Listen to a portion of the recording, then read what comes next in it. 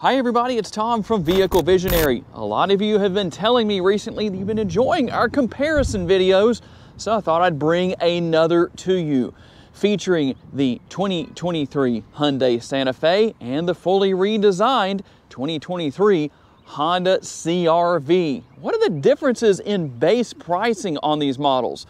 Well, the CR-V comes in at $28,410 for the base price, and the Santa Fe comes in with only a $40 difference, $28,450. So we're going to do a comparison to these side by side, nose to nose, however you want to put that. We're going to be doing a good comparison to see which might be better for you. Obviously, the biggest difference is going to be that the CR-V has been fully redesigned for the 2023 model year. Both of these models do feature the hybrid powertrain, so we have a pretty strong apples to apples comparison. The exterior colors, well, I wanted to make sure they weren't exactly matching. It just kind of helps to set things apart. But over here with the CR-V, this is radiant red. And a little bit more creative name, in my opinion, with the Santa Fe. It's called Stormy Sea. Kind of almost looks like the sky does today a little bit. Not too stormy, so we're not going to be in trouble with that. But let's compare the front ends. And you can tell from this angle, hopefully you can see, that the Santa Fe does sit a little bit higher, but not much, not enough to make a big difference than does the CR-V. Or maybe it's just the fact that the roof line is a little bit higher. I haven't looked at the numbers on that, but I don't think anybody is that terribly concerned about it. So when we look at the headlight housings, well, there's a big difference between the two, but both still look great. Over here on the Honda CR-V, we're going to have the daytime running lights up here that work in conjunction with the turn signal, LED headlights, obviously a full redesign for 2023. And over here on the Santa Fe, I like the look here with the daytime running lights in this area. Then it has a little bit of a break. It actually finishes up and comes back down here. We're also going to have LED headlights and a completely different look with the blinker as far as its design and location goes. Both have a very nice looking front end, fairly aggressive looking, but sporty at the same time. You're going to notice one thing that is different here. I don't know how easily I can show this from this particular angle, but you will notice if you're wanting something that's a little more squared off, obviously the CR-V is going to do it for you. If you want a little bit more of a rounded look on the front end, well, here on the Santa Fe, that's what you're going to get. Both do have nice looks, both look sporty, both look modern. And as we work our way into the side of the vehicles, there is a big difference between the mirror housings and how they look. Obviously, the mirror housing for 2023 with the CR-V fully redesigned. You will have the turn signal indicators built in. A completely different look here with the Santa Fe as far as the turn signal indicator goes and the mirror housing. But the side view mirrors on both definitely looking nice, looking modern. Now here on the Santa Fe, different trim levels, kind of hard sometimes because of what's available in inventory. So you mature folks aren't going to complain about that. The fact that we have a Sport here and an SEL Premium here. Again, just depending on what's available in inventory. This is the only Santa Fe that the Hyundai dealership had. But you will have a combination of brushed aluminum and the body color on the door handles there. Body color only on the door handles here with the CR-V, but again, both looking very nice. Both have roof rails, but tell me what you think. The black roof rail, I don't know, it just has a little bit more of a sporty flair to it. If you're looking for sportiness, well, then that's definitely the direction you would want to go. And then you had the brushed aluminum on the roof rails for the Santa Fe. You could wrap that if you want to, but does anybody actually wrap their roof rails? I doubt it. I don't know. Somebody might pop up in the comments and say, I did. You never know. And looking at the rear, you're going to have, well, almost a Volvo style taillight housing here on the CR-V. And that's not to put Honda down by any means. I do think that looks nice. It looks modern. But at the same time, you're going to have the same thing here with the Santa Fe. Now, the big difference is going to be the location of the blinkers themselves. For those of you who actually use your blinkers, well, you'll enjoy this part of the video. But you can see the blinker housing in this area more kind of tied in. It's part of the rear light housing, if I can get that out of my mouth without tongue twisting. But we have a completely separate tail light housing on the Santa Fe. So a very nice look either way. And one thing that will also be different is that you do have, well, these are more of the, let's get down here and show you, the faux exhaust finishers. That's not really a true exhaust finisher, but you can see the differences on the rear of each vehicle. Both look nice, but on the Santa Fe, you don't have the exhaust or faux exhaust finishers there, but you can still see the exhaust pipes underneath. Really on both, a nice look, that's for sure. As an automotive journalist, well, personally, I always like to see the rear window wipers concealed away inside of the rear roof spoilers. Neither model has that, but you know what? It's not the end of the world. If I was going to have to buy one of these, that would not be a big deal. But I have to admit, both definitely look nice, both definitely look modern. If you were going to buy one or the other, what is the exterior color you would prefer? All right, let's talk about horsepower and torque. Both of these are the hybrid powertrains. We'll start here with the Honda CR-V. 204 horsepower, 247 pounds-feet of torque. Made it to the eCVT. Obviously, gonna have some good solid gas mileage numbers. What are they? 43 city, 36 highway, and 40 combined 2.5 gallons of gas is what Honda says you should use per every 100 miles driven. Now, there is a big difference here with the Santa Fe. Horsepower numbers come in at 226.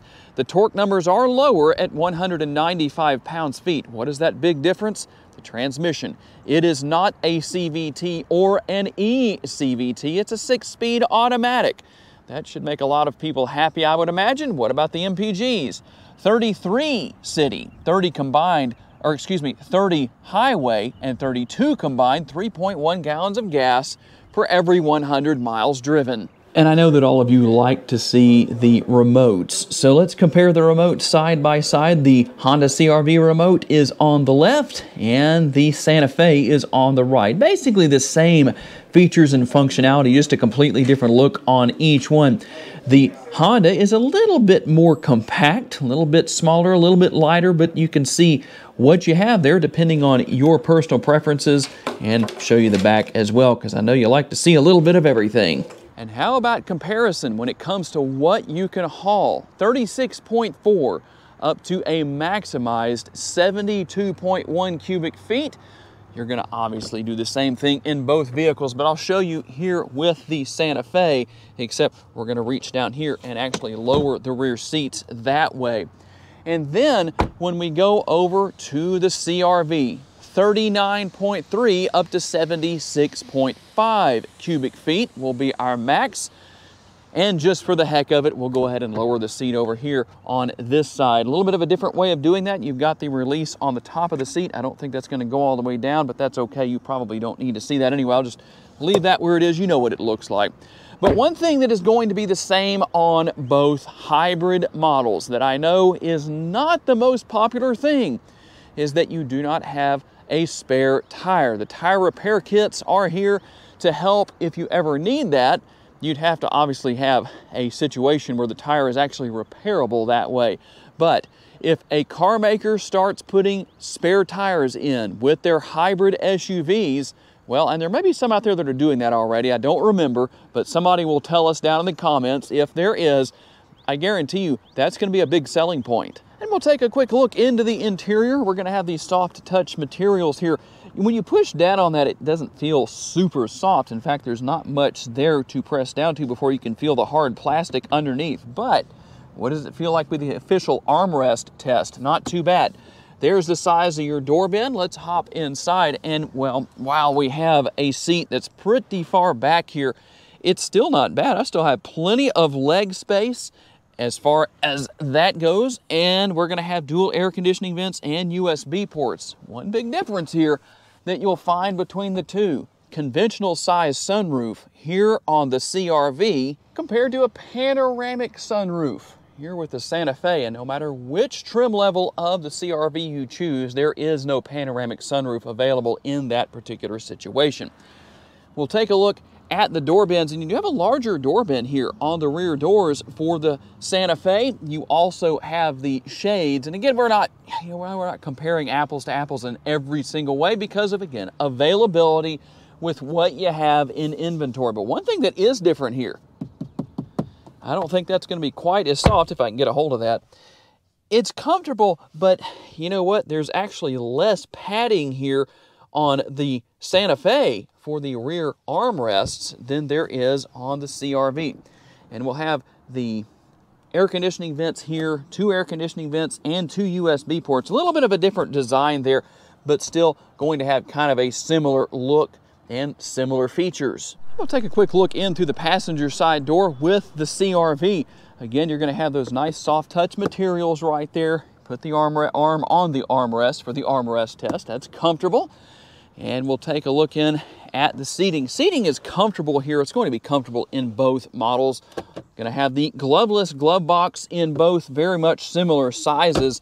And then we're going to have one big difference that I can definitely point out right off the bat as far as the center console goes. It's right here. With the CR-V, the conventional style shifter.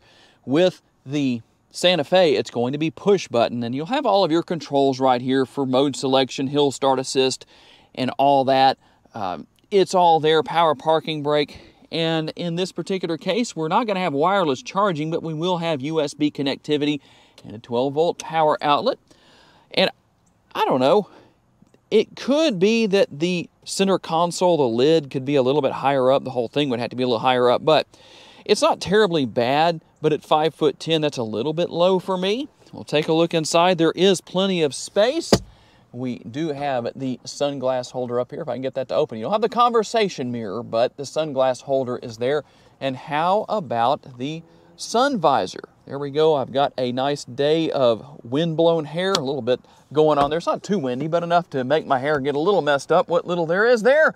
And this is how far back the sun visor goes.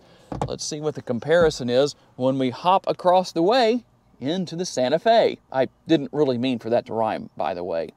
Wow, I'm on a roll, an unintentional roll. And as we take a quick look here with the Santa Fe, you're going to have a very similar setup to what we saw with the rear doors, and the materials are very much the same. The door bin is larger, and you do have a power seat here. Again, we're not able to compare the identical trim levels for each model, again, based on what was in the inventory, so nobody have a fit in the comments section. Now, this is a little bit, seems to be a little bit softer than what we had in the rear seating area, but still not as soft as the CR-V. But you can see that you have space right here within the dashboard area. That's nice. That's very helpful. A very different look overall as far as where your shifter is. The push button shifter, that's the big difference right there that I was referring to earlier. So if you like the traditional style shifters instead of the push button shifters, well, you're definitely going to want to look at the CR-V, but who knows? It depends on your personal situation. And here's what we have with our cup holder selection as far as what's available there. And then the armrest actually is a little bit higher. The center console is a little bit higher, and that doubles as the armrest, like I said. And then we'll see what's inside. And I know that's probably not a big selling point for most people, but in case it is, now you know. You do have a little bit more space within the center console of this particular model. No sunglass holder. So if you're looking for a sunglass holder, well, the CR-V is for you. And let's take a look here. A different setup, but very similar. You don't have a light. But, well, actually, you do have a light. It's just up here. So a different setup altogether instead of having the light built into the vanity mirror. And I don't know, again, people probably are not too concerned about that. And we do have, it comes back just maybe a tiny bit further. The sun visor comes back maybe a little further than that of the CR-V. But now we're going to get into the real area of importance, at least for you drivers, you owners and drivers, which is going to be the driver's seat. And we'll start here with the CR-V and listen.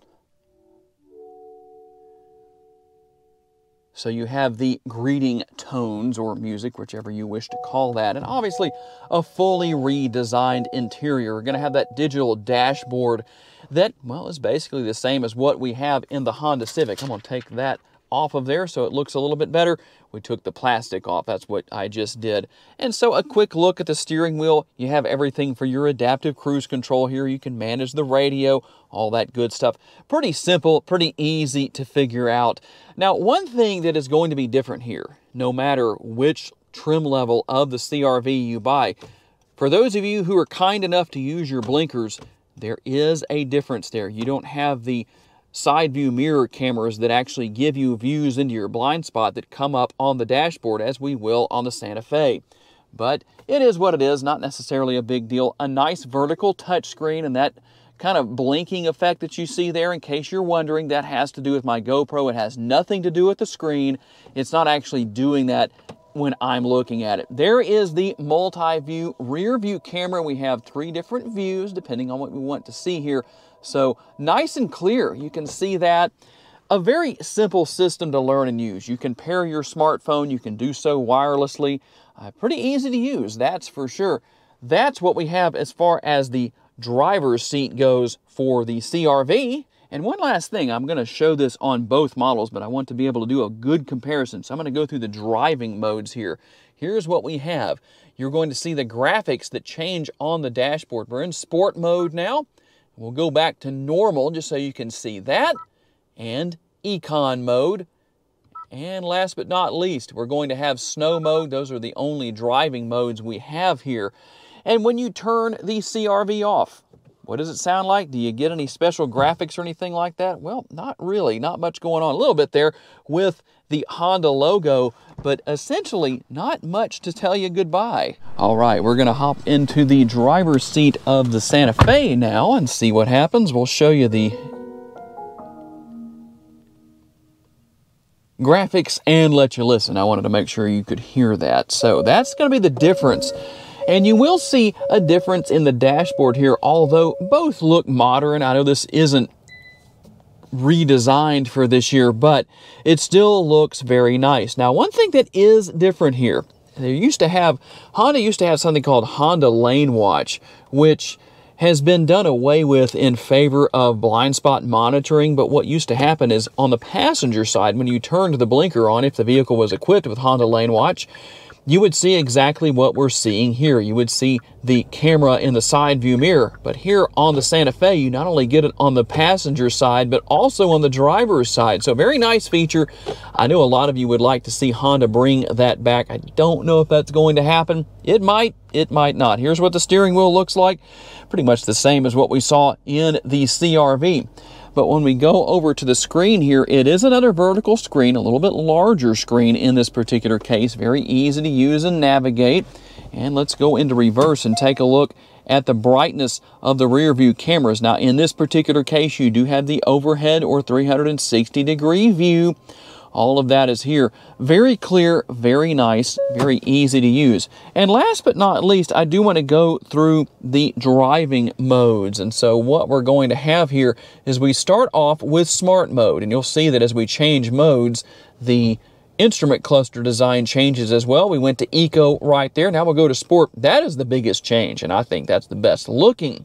But everybody has their preferences, that's for sure. So depending on what you like and how you want to set things up, well, that's what you can do. You do have dual zone climate control in both vehicles and very comfortable seating. But let's get out on the road for a quick test drive with both and see how that compares. Oh, and by the way, let me turn everything off here and let you see what happens and hear what happens.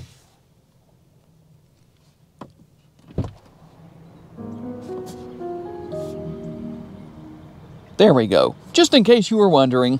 All right, we're gonna get out on the road for our test drive, and I can tell you right off the bat, ride quality, that's obviously very important to anybody buying a new vehicle, unless you're looking for something high performance. Then obviously, well, maybe not so much. But here, this isn't meant to be a high performance vehicle, but that doesn't mean that it doesn't handle well. That doesn't mean that it doesn't have a lot of good capabilities. It has a good tight turning radius. It has a sporty feel to it. I guarantee you it handles a lot better than that fire truck that just passed us, that ladder truck that you probably, I don't know if you could see that from your vantage point or not, but I guarantee it handles better than that. and the ride quality is better as well. And here's the thing, you might think to yourself, well, 204 horsepower, 247 pounds-feet of torque, is that enough? Well, I think it is. It seems to be good, and you got to keep in mind, I'm a race car driver, so if I'm telling you that it's enough, then it probably is. And so that's always a good thing. Plenty of options here to customize the seating position to your personal liking with the power seat for the driver. Depending on trim level, you can also have the driver or the passenger seat will be power as well. How does it compare to the Hyundai Santa Fe as far as ride quality goes? Got a nice comfortable leather wrapped steering wheel here. Let's hop over into the Santa Fe and see what the difference is real quick. One thing I do want to say before we do that, the acceleration here is good as well. We can accelerate real quick here. Yeah, not a problem. I mean, we're getting up to speed. The average person is not looking for neck snapping performance in their vehicles. So I would imagine the two are probably going to be somewhat comparable to each other. They're definitely going to get down the road with no problem. Depending on your situation, getting up to highway speeds or passing a slower moving vehicle in a safe area where it's legal to do so on a 2-lane road, well, you shouldn't have any trouble with that either with the CR-V. All right, we're going to get out on the road with the Santa Fe, and there is a big difference here. Even though the horsepower and torque numbers are different, there is something that makes a difference as far as overall acceleration goes, and that is the fact that, well, you don't have a CVT here, or an eCVT, so that we can keep everybody happy. But you don't have to worry about that. You have a 6-speed automatic, as we talked about earlier. I hope I didn't say 6-speed manual earlier in the video. I don't think I said that, but if I did, well, I'll just have to fix that. I don't know. I'm so used to 6-speed and manual being paired together that a 6-speed automatic is a little bit of a different situation. But one way or another, that is a big difference between the two models. And so with this particular model, well, it does seem to accelerate better. It gets down the road a little bit quicker, at least based on my personal experience. And you know what? We're driving behind a vehicle that's driving a little slower than we want to, so we're going to go around them too. But overall, if I had to give the nod on ride quality, which model would I give it to? By just a little bit, honestly, I have to give it to the Honda CR-V. There's not a major difference where that's concerned, but it does seem that the ride quality is a little better with the CR-V than it is here with the Hyundai Santa Fe. But keep in mind, I'm not saying that the Santa Fe rides like a tank or anything along those lines. It actually has a very smooth and comfortable ride quality. So the interior here with the Santa Fe, just as roomy, just as comfortable as far as that goes. Steering wheel, leather wrapped, feels the same as that of the CR-V. So a very enjoyable driving experience. You're going to have some safety features. Now, one thing I will say that is a little bit different between the two, and that's at least at this point, you don't have blind spot monitoring. I know I was talking about that as if you do on the CR-V earlier. I guess because of the chip shortage right now, if you see BD on the CR-V window sticker, that means it doesn't have blind spot monitoring. So kind of an interesting thing to think about, but you obviously have that here. You have the cameras and the side view mirrors that make that even easier, but both models very comfortable. It's a very comparable vehicle to one another. They're both comfortable. They both have plenty of power and torque. They both get great gas mileage. I'll tell you what, it's quite a toss-up on which one is absolutely the best. I'm going to let all of you determine that down in the comments section of this video. So now it's your turn to talk. Tell me which model you prefer and why. If you were going to buy one of these vehicles, whether it's the Hyundai Santa Fe or the Honda CR-V, which one would it be? I'm always curious to know. There might be some features and functionality on both that you like that you wish maybe the other had. I don't know. Tell me what your thoughts are down in the comments. By the way, got to say a special thanks to my friends not only here at Holmes Honda for loaning me the CR-V and the use of the lot here, but also my friends at Morgan Buick GMC for loaning me the Santa Fe. I also want to say a special thanks to all of you for being kind enough to take the time to watch and give me the opportunity to give you a vision for your next vehicle. If you enjoyed this video and want to learn about other vehicles you may wish to consider purchasing, check out the video that's on the screen right now, and I will see you there.